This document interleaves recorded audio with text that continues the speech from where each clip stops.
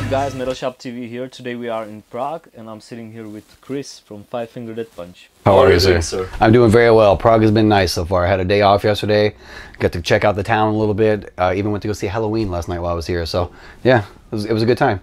So you are in Prague for second time, third time? I think so. I know I've been here at least once. This feels like it's the second time. Yeah. Yeah. So okay, let's go straight to the business. Sure, fire away. I've heard that you are releasing a new album. Oh yeah. Sometime soon. Yep. We've got the greatest hits record that's coming out on December 1st. Yeah. Kind of signifying the 10 years this band's been together as a band. 2 brand new songs on there. One of them's Trouble. Yeah. And once that's released, we're gonna get a follow-ups release date for the brand new record, which will be out sometime next year as well. So yeah, 2 new records coming out within a year. Not too bad. So do you know if it's gonna be like early next year or sometime in a half, or well, you don't know yet? I do know. I have seen our touring schedule. We usually try to do a new record release date right around when tours are getting ready to start. So yeah. I'm assuming probably earlier next year. You know, but again, that's labels, management, all that garbage. I play bass and swing my beard up on stage. leave that stuff up to them. So can you tell us at least its direction? Do you feel it's a different from your previous stuff, or it's similar? You know, it's one of those things that Death Punch, we are what we are. Yeah. You know, 6 records into it, now 7. We've kind of got our thing, have got our sound, our tones, the themes for the songs and whatnot. There are some little kind of different departures on this record, but I wouldn't say we've gone and changed the sound, you know. 5 gold records, 1 platinum record. Why would you really stray from that kind of sound when those people have been out there supporting you the whole time and have come to expect, you know, that sound from us? I guess you just know what to do, right? Exactly. It's all about great songs. That's all we try to do, you know. We're always trying to find that perfect song, and you know, I think each record we get closer and closer and closer to that elusive perfect song. And I've seen that you've had some, before the release of the new album, you've had some troubles or issues or difficulties with your not at all, man. Things are good. So right now it's everything settled, or? Yeah, with the release of the greatest hits record, we kind of got everything settled and ready to go. It's nice to be able to get 2 brand new songs on this greatest hits record that you're going to get December 1st, and because we took 2 songs from the full length and added those to the greatest hits, we had to go back into the studio and do 2 brand new songs. And one of those songs is the most aggressive song that we have ever done. It's a nice stomp, 4 on the floor. Ivan is angry just like he's always been, and it is. So it's the next one, next to the Trouble. That's the heaviest song. Yeah, this is heavier than Trouble. Yeah, this is heavier than Trouble. It's I won't say the title, but it is my brand new favorite Death Punch song. It's one of those things where we did the music, sent it to Ivan where he does the vocals, and it came back and there's like, hey Kael, check out what Ivan did on here. And I was like, okay, let's see what he's got. And then it came out and I was like, welcome back, Ivan. Welcome back. You're still here, man. You're still here. Thank God. It was good. So both greatest hits and the new album are going to be released under the Prospect Park. Exactly. And then after that we move on to a new relationship with Rise. So yeah. Okay. So the bright future for you. Yeah, things are good. You know, we're coming over here and things keep on getting bigger and bigger. You get to a point where you're like, how big can this thing get? Yeah. And then the next time you come, it's even bigger than that. So it's a damn good feeling to be in a band out there playing music with the support of all those people that are out there. Okay, so the next question, I know it's a tricky topic, but I've got to ask it because fans are asking. So what about Ivan? Is he right now all right? Is everything top notch? I had a shitty attitude when he left. I was fucking pissed about the whole thing, but I understood he had to go get his stuff taken care of, you know. When he came back, I really wasn't sure what to expect. I had a bad attitude about it then too. I've talked to him about this. We chatted it out over coffee at the Hard Rock the other day, talking about all the feelings that were involved with that. It's kind of a little band therapy, not quite some kind of monster therapy, but we were talking about it, you know. And you know, I had a bad attitude. I had a bad taste in the mouth. And when I first saw him in that dressing room back in the States for the first festival date, even before we got on stage, I was like, something's different about this guy now. So it made me relax a little bit. It's like, all right, I'm not gonna be so aggressive. I'm not gonna bust his ass like I wanted to. Then he got on stage and his voice was just, you know, as soon as those first notes came out and his attitude and his energy, I was like, that's the Ivan Moody that's Ivan Moody. You know, that's the beast that fronts this band, and he's back, and things are great. We're getting along like we never have in quite some time. The last 3 years were a little tumultuous. As dangerous as we were when we were volatile, I think we're even more dangerous now that we're all focused and stable. So good stuff coming ahead. I gotta say, I met him a couple of minutes ago, and he looks so focused. Very much I can't wait to see him at the stage. Oh yeah, he's when he's Ivan Moody, and not you know, Stitch. Is that the name from no, Stripe from Gremlins? Oh, yeah. When he's Ivan Moody and not Stripe, he's untouchable. The guy's great. Yeah, he's the best at what he does, and I'm happy to back that guy up. Okay. And not on a personal level, it's good to see my friend back again. You know. That's the most important. Yeah, definitely. Okay, so that's about it from me. Okay. Now I've got a couple of questions from the fans. Okay. Because we let the fans to ask you. Perfect. Fire away.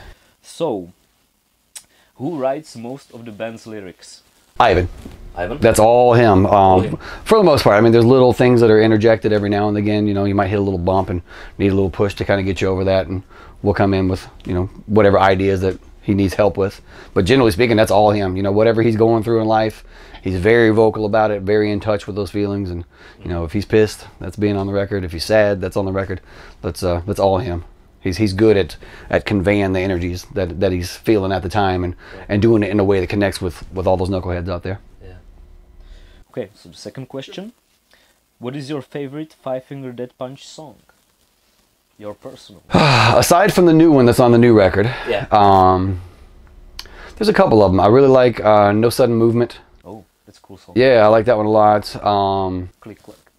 Yeah, exactly. Yeah, that was fun singing that one in the studio in the background. The Wrong Side of Heaven is one of my favorite ones. It's just a well-written, all the way around kind of good song. Huge single. Wash It All Away is another favorite of mine. Going back to the older stuff, I really like Salvation, Way of the Fist. Yeah, there's a handful of stuff. Under and Over It, that was always fun to play. That was actually the first video I was in with Death Punch when I joined the band, so that one holds a nice little memory. The stuff that you weren't part of? Oh yeah, for sure. Yeah. Great song's a great song. I'm happy to be up there playing it. Shaking my beard for the art of Death Punch. Okay, speaking of your beard, how long did it take to grow a beard like this? And why have you decided to make it look this special? Well, when I first joined the band, I had a beard about like you did. Yeah. I'd cut the beard off originally for a job back in Vegas. 2 days before I found out Death Punch was looking for a bass player, I cut this kind of thing off to go with what you had for a job in Vegas. So I found out they were looking for a bass player. Of course they're looking for a bass player now. They just cut the beard. Of course they are. And then when I got the gig with Death Punch, I haven't touched it since then. And the dreads actually came from, I was in a band out of Nashville, and we were doing some shows with a band called Straight Line Stitch. Yeah. And the band I was in had a guitarist with like dreads down to the back of his knees, and I had like a big bushy kind of, you know, Duck Dynasty sort of beard going on at that point, I guess. And I think the drummer was like, "Did you ever think about putting your beard into dreadlocks?" I was like, "No, I never really thought about that, but it might be an interesting idea." But then I just kind of left it and didn't think about it. And then one day I was driving down Tropicana Boulevard in Vegas, and I saw this homeless dude walk by with two gnarly, huge dreads, and I was like, I can do that better. So there it is. That's where it came from. It's cool. Yep, homeless chic. It looks brutal. There you go. It's getting damn long now too. Ridiculous. Okay, so next question is, what is your opinion about the modern metal scene? Do you have some newer metal bands that you're really into? I am currently waving the flag for Code Orange right now. Love those bands. Band out of Pittsburgh, Pennsylvania. Young kids, good energy. Probably the most intense, active stage show I've seen in quite some time. All good people. Love anytime they're playing anywhere near me, I drive to go see those guys. So love Code Orange. Bad Wolves, maybe? Bad Wolves, yes. Bad Wolves. Tommy Vext is out here as well with us right now, helping us get our training on. So he's working on getting that Bad Wolves out there. I've heard the whole thing. Great stuff there. I've heard the 2 singles and they are amazing. Oh yeah, it's a great sound and great people in that band as well, friends of ours as well. So, but yeah, Code Orange is really the one that that's a new band that I'm really into. Yeah. Okay. Anytime I find something, I always, you know, talk about it on Twitter or Instagram and all that stuff. I'm very big into supporting the up-and-coming bands, because I remember when I was growing up watching Metallica, they would always wear the Misfits shirts. Yeah. And I was like, I haven't heard that band. I'm going to give it a shot. And that Metallica turned me on to the Misfits. So going into this, I had the idea of, you know, wearing band shirts that I liked because I knew people were looking at Death Punch and would be looking for new bands. So anything that you see me wear, it's a band that I support, and trying to help them get their word out that they're out there too. Open them to new audiences, hopefully. Like when I first joined the band, I remember, it's so funny, I'm a huge fan of Obituary and Deicide and all that stuff. And I would wear, you know, those shirts, and people on Blabbermouth would be like, oh, I hate that band, but the bass player looks cool, but oh, I don't know. But yeah, all because I liked Obituary, I guess. So maybe they were like, look at this poser.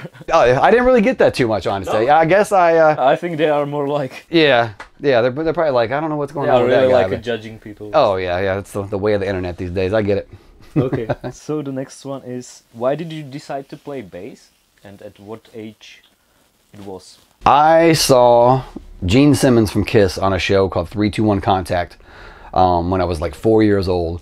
They were doing a piece on like Kiss Lights, the stage show, the crew, and all that stuff. And I saw Gene Simmons on there, and I was like, I don't know what he's doing, but whatever it is, that's what I want to do.